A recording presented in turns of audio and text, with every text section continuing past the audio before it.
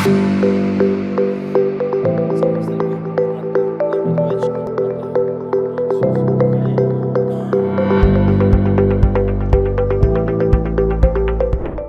Республикасы мыйзам долбоору экинчи окуга киргизилип, Корея Республикасынан алынып жаткан 500 миллион доллар Насиянын мөөнөтү 40 жыл, пайыздык чени 0,1%. 2025 жылдан 2029 жылдар аралыгында Кыргыз Республикасынын экономикасынын ар кайсы тармактарында социалдык экономикалык өнүктүрүү долбоорлорун ишке ашыруу үчүн жалпы суммасы 500 миллион АКШ доллары өлчөмүндө каржылоо берилет. Стратегиялык жана социалдык экономикалык тармактагы инвестициялык долбоорлорду ишке ашыруу үчүн алынып жаткан кредиттин 200 миллион доллары мамлекеттик ипотекалык компанияга бөлүнүүдө. Талкууда эл өкүлдөрү ипотекалык үйлөрдүн баасы боюнча маселе көтөрүштү. Баасы боюнча да бир-эки ошол маселе болуп атат. Эмне дегенде ГИК азыр көбүнчөсү ошол мамлекет тарабынан жер бекер берилип атат да. Ошого карабастан деле баалар мындай сүйүндүрбөй атат да. Маселе эмнеге жер арзан болсо дагы, кредиттер дагы аябай жеңилдетилген кредиттер болсо дагы,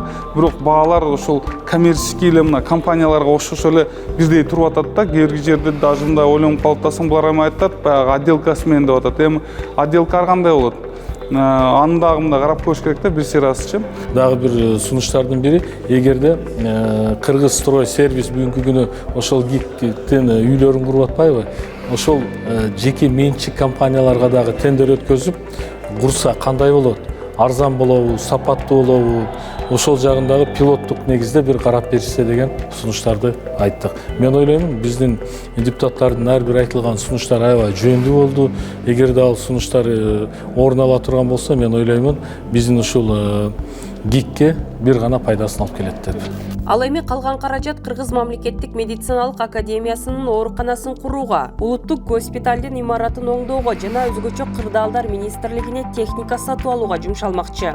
Депутаттар социалдык абалды жакшыртуу максатында алынып жаткан насыяларды бөлүштүрүүдө аймактарга өзгөчө көңүл буруу зарылдыгын белгилешти. Себеби биздин Баткен областында дагы азыркы учурда саламаттык сактоо тармагынын имараттары жетишпейт, төрөт үйлөрү жетишпейт.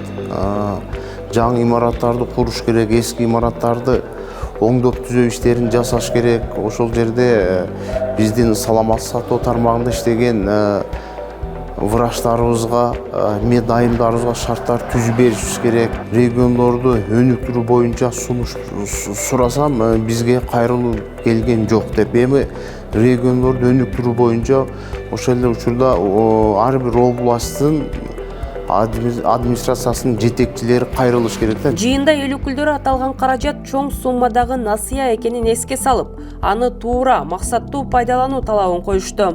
Мындайда кредиттен коркпош керек.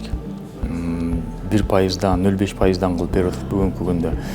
Кредитти алып, ошол элдин эң негизги максаты мамлекеттики ошол элге ошол багытта туура колдонулса, бул кредиттин коркунучу жок болот. Анан бизде тилекке каршы буга чейинки бийликтерде өзүбүз көрдүк, кредит алып эле башка жака колдонуп койгон учурлар абдан көп болгондо, ошондо улам баягы элге терс жагынан көрүнүп калганда. Соңунда эл өкүлдөрү Корея мамлекети менен макулдашууну ратификациялоо боюнча мыйзам долбоорун экинчи окууда колдоп берди.